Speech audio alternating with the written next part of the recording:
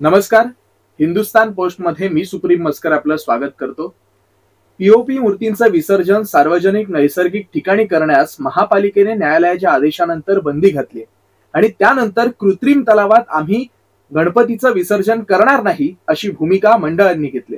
मात्र या सर्वांमध्ये मूर्तिकारांची सुद्धा एक भूमिका आहे आणि ती भूमिका जाणून घेण्यासाठी आज आपल्यासोबत श्री गणेश मूर्तिकार कामगार संघटनेचे अध्यक्ष प्रशांत देसाई आणि सुप्रसिद्ध मूर्तिकार संतोष कांबळी हे आपल्यासोबत उपस्थित आहेत. तर सगळ्यात पहिलं आपलं स्वागत. नमस्कार. नमस्कार. सगळ्यात पहिला आणि महत्वाचा प्रश्न असा आहे की मूर्तिकार पीओपी मूर्तींवरती जी बंदी घालण्यात आलेली आहे, न्यायालयानं जी काही बंदी घातलेली आहे, या बंदीबद्दल मूर्तिकार म्हणून तुमची काय एक भूमिका आहे? मूर्तिकार म्हणून आमची जबाबदारी ही असेल की आज माती आणि हे प्लास्टरच्या मूर्त्या असे दोन मीडिया आहेत. तर मातीचे गणपती जे आहेत हे सांभाळताना जेव्हा आपण बनवतो, जेव्हा मूर्ती घडली जाते, तर ती जास्तीत जास्त त्याला लिमिटेशन्स आहेत. तुम्ही जास्तीत जास्त 2 ते 3 फुटापर्यंत किंवा 1-4 फुटापर्यंत करू शकता, त्याच्यावरती त्या होऊ शकत नाहीत. कारण त्याला लागणारं जे माती आहे किंवा जे पण साहित्य लागतं त्याच्यानी त्याचं वजन हे पण वाढलं जातं. त्याची जी प्रक्रिया आहे त्याच्यामध्ये त्याची वजनाची बाजू आली, त्याच्यानंतर त्याचे प्राइस रेट्स वगैरे जे काय आहेत ह्या सगळ्या गोष्टी त्याच्यामध्ये येतात. तसंच प्लास्टरचं तुम्ही जर कंपॅरिझन केलं तर प्लास्टर हे वजनाला हलकं आहे आणि पर्यावरणपूरक असल्यामुळे ते विसर्जनही होतं त्याचं. जसं मातीचंही विसर्जन होतं तसं दोघांचंही होतं. फक्त आणि आज विषय असा आहे की आज जी गैरसमज निर्माण झाला आहे आज की पीओपीच्या मूर्त्या पर्यावरणपूरक नाही आहेत. तर तसं रिझल्टही आहेत, म्हणजे प्रूफ्स आहेत की माती आणि दोन्ही गोष्टी ह्या पर्यावरणपूरक असल्यामुळे आज माती ही महागात पडते. म्हणजे कुठलाही गणपती जर तुम्ही मातीचा घ्यायला गेलात तर तो नक्कीच त्याची जे रेट्स आहेत ते खूप जास्त आहेत. ते सगळ्यांना परवडणारे नाही आहेत, सामान्य माणसं असो का मंडळ असो. आणि प्लास्टरच्या मूर्त्या ह्या जे काम करताना जी वेळ लागते गणपतीच्या मूर्त्या घडवताना, जी एक वेळेची जी प्रोसेस आहे त्याची वेळ आहे, कालावधी आहे जो बनायला लागतो, हा फार म्हणजे फास्ट होतो. मग प्लास्टरच्या मूर्त्या तुम्ही पटापट करू शकतात. म्हणजे जिथे एका दिवसाला समजा 2 ते 3 तुम्ही मूर्त्या करत असाल तर तेच मातीला एक मूर्ती करायला 2 ते 3 दिवस जातात. हा एक रेशो आला. त्याच्यानंतर किमतीचं आलं, वजन आलं. तर त्यामुळे हे कसं आहे, आम्ही हा विचारांनी करतो की आज समोरचे जो कोणी गणेश भक्त आहे, जो गणपती बसवतो घरामध्ये, त्याला ही गोष्ट परवडली पाहिजे. जर आज प्लास्टरची मूर्ती 1000 रुपयाची असेल तर ती तुम्हाला मातीची 10,000त पण मिळू शकते. तर ह्या सगळ्या ज्या गोष्टी आहेत त्या म्हणजे ह्याचा अभ्यास करून आज जे काही निर्णय देण्यात आला आहे की आज पीओपीच्या मूर्त्या आम्ही समुद्रात विसर्जन करायला देणार नाही किंवा जे नॅचरल तलाव आहेत त्याच्यामध्ये जे विसर्जन आहे ते आम्ही करू देणार नाहीत. आणि आम्ही त्याच्यासाठी कृत्रिम तलावाची जी सोय केली आहे त्याच्यामध्ये तुम्ही ते करा. पण आज मंडळांचं असं म्हणणं आहे की मंडळ असो की आम्ही सगळेच आज ही जी परंपरा आहे ही काय की आपण नॅचरल जे समुद्र आहे त्या वाहत्या पाण्यामध्ये आपण गणपतीचं विसर्जन करत असतो कायम. तर मग नदी असो किंवा तलाव असो किंवा समुद्र असो, तर ह्याच्या संदर्भात जे सगळ्यांचे एक द्विधा मनस्थिती झाली आहे. जर आज आमच्यावरती एवढं रिस्ट्रिक्शन आणले गेले आहेत तर ते कुठेतरी थोडं म्हणजे एक भावनिकदृष्ट्या विचार करून मागे घेण्यात यावे. आणि काही गणपती आता मूर्त्या ज्या मागे गणपतीमध्ये विसर्जन करायला दिलेल्या नाही आहेत त्याचं पारंपरिक पद्धतीने एक रितसर परमिशन देऊन त्याचं विसर्जन व्हावं हीच आमची एक इच्छा आहे. आपण म्हणालात की पीओपीच्या मूर्ती ह्या पर्यावरणपूरक आहेत. मात्र अनेक पर्यावरणवादी संघटना असतील किंवा पर्यावरणवादी जे काही अभ्यासक आहेत ते असं म्हणतात की पीओपी हे विघटन त्याचं होत नाही आणि त्यामुळे आता जर आपण बघितलं तर त्यामुळे महापालिकेने जो काही निर्णय दिलाय आणि त्यानुसार काम सुरू केलेलं आहे. आणि मुख्य असा प्रश्न होता आपला की मोठ्या मूर्तींचं विसर्जन हे कृत्रिम तलावात करता येत नाही. मात्र आता महापालिकेने 19 फुटापर्यंतचं जे कृत्रिम तलाव आहे त्याची व्यवस्था करून दिलेली आहे. तरी सुद्धा नैसर्गिक स्तोत्रातच विसर्जन करायचं आहे, हा आग्रह कशासाठी आहे? मूळ मुद्दा हा आहे की तो प्रश्न त्या प्रत्येक मंडळांवर अवलंबून आहे की त्यांचा गणपती हा त्यांचा जीव की प्राण आहे. जेव्हा आपण गणपती बसवतो हिंदू शास्त्रानुसार आपण आपल्यातला प्राण त्या गणपतीत टाकतो आणि त्याच्यानंतर उत्तर पूजेपूर्वी त्या गणपतीतला प्राण आपण काढून घेतो आणि मगच आपल्या विसर्जनाची पूर्ण जी मिरवणूक असते ती आपण काढतो आणि नंतर तीच मूर्ती आपण पाण्यात विसर्जन करतो. पण ते करत असताना सुद्धा मूर्तीला कुठेही विघ्न येऊ नये, धक्का लागू नये किंवा त्या मूर्तीचा कुठचाही पार्ट डॅमेज होऊ नये ह्याची आपण काळजी घेत असतो. एकदा का की पाण्यात विसर्जित झाली की मग त्या मूर्तीचे अंशेष होतात आणि डिझॉल्विंग जी प्रक्रिया आहे ती चालू होते. पण तत्पूर्वी ती जी मूर्ती आहे ती मूर्ती निर्विघ्नपणे, त्याला काही क्रॅक न जाता किंवा कुठे धक्का न लागता ती व्यवस्थित विसर्जन व्हावी हा त्याच्या मागचा उद्देश आहे. कारण जेव्हा आपण पॉट हे जे करतो त्या पॉटची उंची पण तेवढं असणं गरजेचं आहे. आता बऱ्याच वेळा काय सांगण्यात आलं की आम्ही ते पॉट तुम्हाला करून देतो. पॉट होते 4 फुटाचे, गणपती होता 8 फुटाचा 10 फुटाचा, मग तो 4 फुटाच्या पॉटमध्ये जाणार कसा? मग त्याच्यानंतर मग परत त्या सगळ्या प्रक्रिया चालू करण्यात आल्या की मग हा गणपती जातच नाहीये, मग तो अरुंद ठेवून परत खोल करण्यात आला. तो जेव्हा आपण विसर्जित करणार, क्रेननी उचलणार, आत टाकणार तेव्हा सुद्धा तो डॅमेज होऊ शकतो. आणि जी दुसरी प्रथा आहे की बाबा ज्या वाहत्या नदीमध्ये किंवा वाहत्या समुद्रामध्ये आपण ते विसर्जन करायला पाहिजे असं शास्त्र सांगतं. त्यानुसार आपण तो करण्याचा प्रयत्न करतो. ही पारंपरिक जी पद्धत आहे ती पद्धत कुठे डावलली जाऊ नये ह्या भीतीने हा घेतलेला निर्णय असावा असं मला वाटतं. बरोबर. आता आपण म्हणालात की मोठ्या मूर्त्या डॅमेज होण्याची शक्यता जास्त असते अशा कृत्रिम तलावामध्ये विसर्जन करताना. मात्र एक गोष्ट इथे लक्षात घेण्यासारखी की जर आपण बघितलं तर मंडळांमध्ये हा एक प्रकारचा ट्रेंड आहे की मोठ्या मूर्त्या बसवणं, पण लहान मूर्ती बसवण्यात नेमकी अडचण काय आहे? मूर्तीच्या उंचीत श्रद्धा मोजता येते का? हाही लोकांचा प्रश्न आहे ना. मी तर म्हणेन नक्कीच मोजता येते. कारण मी पण एक शिल्पकला विभागाचा, शिल्पकला प्रतिमान बंध या विभागाचा एक विद्यार्थी आहे. मी अजूनही शिकतोय. म्हणजे आज मी 65 जवळजवळ 15-20 वर्ष झाली तरी मी अजूनही शिकतोय. पण प्रमाणबद्धता आणि त्याचा होणारा परिणाम, आज तुम्ही एन्शियंट जे स्कल्पचर्स आहेत किंवा मंदिरं आहेत ती जर तुम्ही बघितलीत तर त्यातली भव्यता काय सांगते ह्याचा एक अभ्यास आहे. माणसाचा अहम, माणूस हा एवढा सेल्फिश आहे की वेळ आली तर तो देवालाही मानणार नाही. देवापुढेही तो मोठा आहे असं दाखवायचा प्रयत्न करतो, जसा रावणाने दाखवायचा प्रयत्न केला. तर त्यातला रावण हा कमकुवत व्हावा ह्याच्यासाठी ही प्रमाणबद्धता, ही उंची कामाला येते. आज तुम्हाला लालबागचा राजा जेव्हा विसर्जनाला गेटमधनं बाहेर येतो तेव्हा टचकन डोळ्यात तर पाणी काय येतं? कारण त्याचा व्हॉल्यूम. आज तुम्ही एखाद्या बिल्डिंगमध्ये तुमची रूम विकत घ्यायला जाता तेव्हा त्या बिल्डिंगची उंची बघता. तुम्ही बघता का की नाही मला एक मधली जी बिल्डिंग आहे, बंगलो आहे त्याच्यातच मी घेतो, असं करता का? नाही करतात. कारण का मुंबईत जागा तेवढी नाही आहे. मुंबई ही पसरलेली नाही आहे, पूर्ण पसरलेलं आहे. मुंबई व्हर्टिकल आहे. तर त्या व्हर्टिकल ह्याच्यामध्ये मुंबईतला जो गणपती आहे तो सुद्धा व्हर्टिकल झालेला आहे. ह्याची सुरुवात बरेच वर्षापूर्वी चित्रपटांमधनं सुरुवात झाली की जिथे व्ही शांतारामजींचे जे चित्रपट होते तिथे सुरुवातीला पहिले POPचे मोठे गणपती बनायला सुरुवात झाली आणि तिकडनं मग ती परंपरा हळूहळू लालबाग या एरियात पसरत गेली. बरेचसे शिल्पकार, मूर्तिकार त्याच्यावर काम करत गेले. जसं आता गणेश गल्ली आहे, गणेश गल्लीचा त्यावेळचा 22 फुटाचा गणपती होता, तो बघायला जगभरातनं लोक यायला लागली.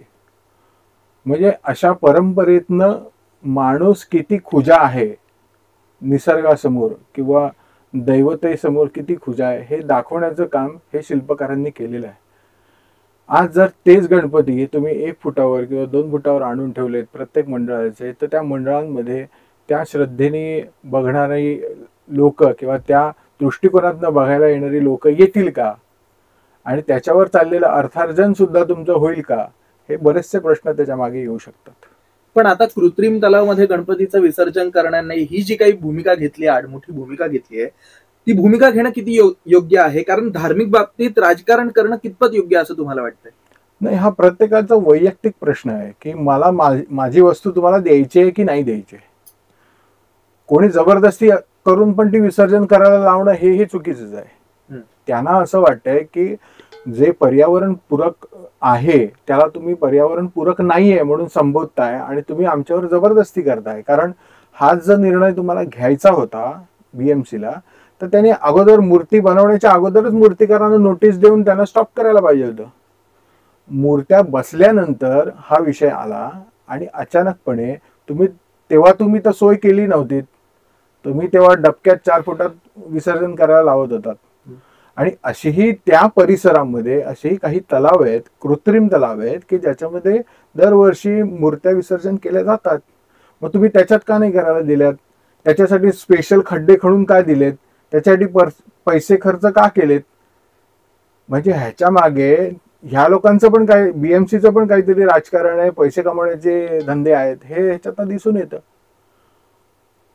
दोन्हीकडनं प्रश्न आहेत की त्यांचा भावनिक इश्यू आहे की बाबा आम्ही ह्या जलस्रोतात दरवर्षी आम्ही विसर्जित करतो, तिथे विसर्जन करायला द्या. तुम्ही परवानगी दिली होती की तुम्ही विसर्जन करा, मग त्याच्यासाठी एवढा खर्च करायची गरज तरी काय होती? बरोबर. हाच प्रश्न पुढे कॅरी ऑन करून स्टेप बाय स्टेप बाबा कसा सोडवता येईल.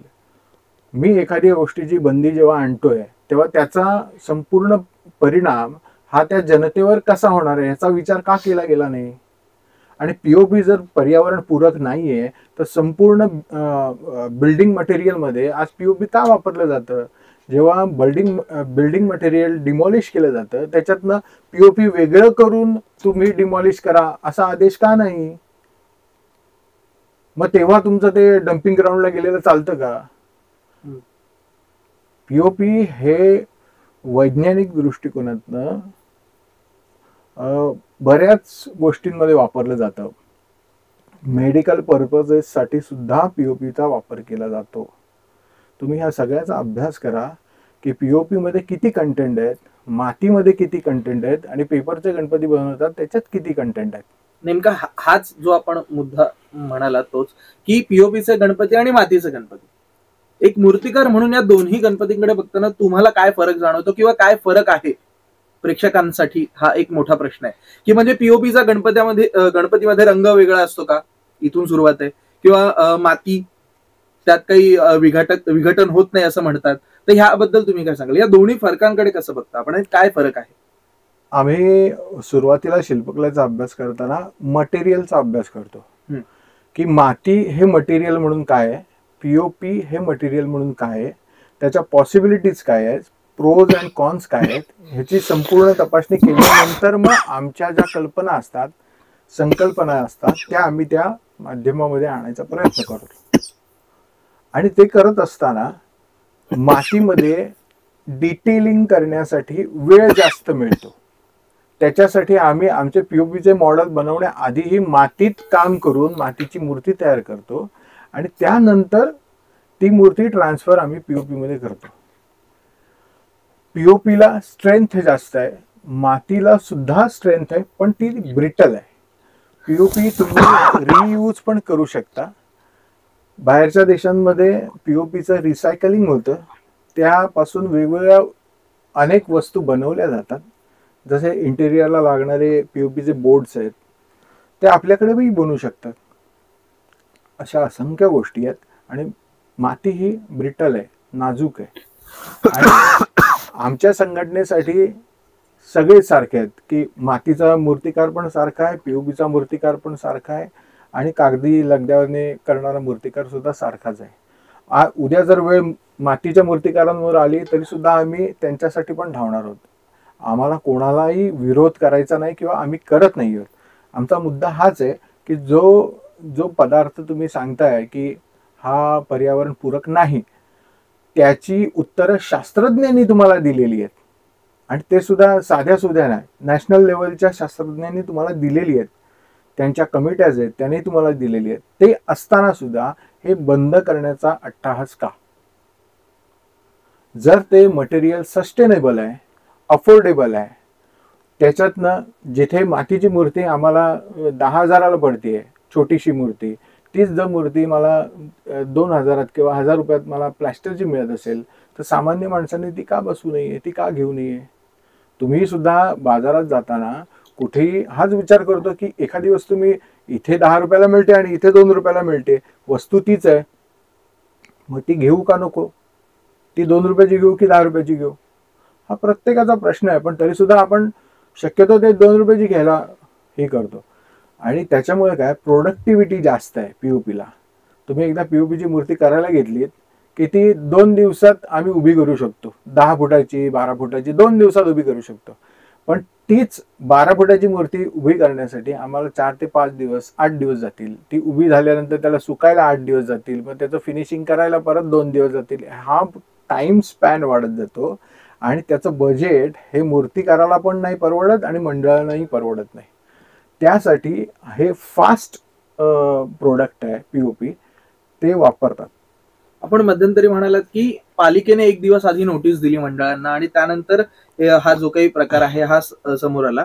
पण आता नेमकी मूर्तिकारांची अडचण काय झाली आणि आता जो काही गणेश उत्सव येईल त्यावेळी आपली भूमिका नेमकी काय असणार आहे? नाही, आमचं सरळ मत आहे की जर तुम्ही सांगताय ना की हा पर्यावरणपूरक नाहीये म्हणून, मग पर्याय काय आहे? तर तुम्ही सांगता मातीचं करा.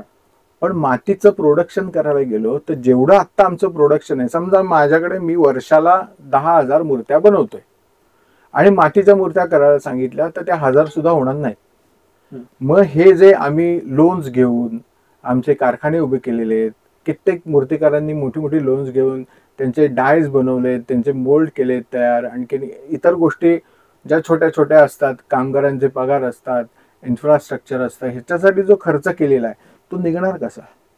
एकीकडे तुम्ही औद्योगिकरण करायचं म्हणताय आणि परत तुम्ही बैलगाडीवर आणून सोडताय, ह्याला काय अर्थ आहे? तुम्ही त्या मटेरियलचा अभ्यास करा, त्याच्यामुळे किती फायदा होतोय त्याचाही विचार करा. नुसताच तोटा होतोय का? बाबा तुम्ही समुद्रात मूर्ती विसर्जन करताय किंवा नाल्यामध्ये विसर्जन करताय किंवा कृत्रिम तलावामध्ये विसर्जन. आता कृत्रिम तलावामध्ये तुम्ही जे विसर्जन करता, आज इतके वर्ष आपण कृत्रिम तलाव करतो, त्याच्यामध्ये किती मूर्त्या विसर्जित होतात? 95% मूर्त्या विसर्जित होतात. बरोबर आहे? त्या 95% मूर्त्या विसर्जन झालेल्या मूर्त्यांचं तुम्ही काय करता?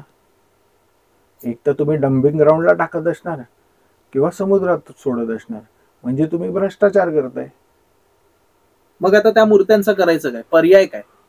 जर आपण त्या नैसर्गिक स्तोत्रात टाकल्या तरी समुद्रात टाकल्या आपण समजा तरी त्या बाहेर येणार आहेत, किंबहुना आपण कृत्रिम तलावात आता ते महापालिकेने सोय करून दिले त्यामध्ये टाकल्या आणि त्या पुन्हा त्यांनी कुठेतरी हे केल्या, मग पर्याय काय करता येऊ शकतं? त्याच्यावर रिसायकलिंगचे तुम्हाला वेगवेगळे कारखाने उभे करावे लागतील की जिथे तेच पीओपी तुम्ही रिसायकल करू शकता. आणि विसर्जनाचा हा जो मुद्दा आहे त्याच्यात पहिला कॉन्टॅक्टमध्ये येतो तो म्हणजे कलर.